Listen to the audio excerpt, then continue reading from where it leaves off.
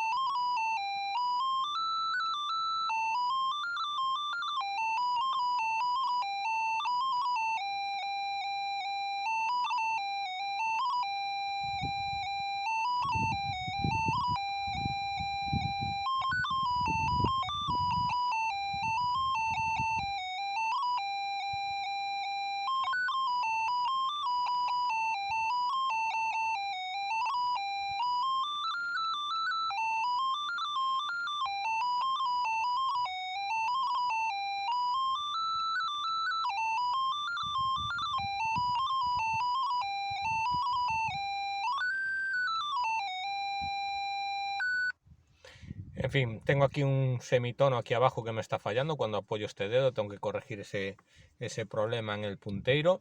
Pero ahí os queda O Sonda Sega, una pieza que tocaba yo pues con 16, 17 años más o menos. O sea, ya tiene su tiempo. Ahí os queda. Nos vemos en un próximo vídeo.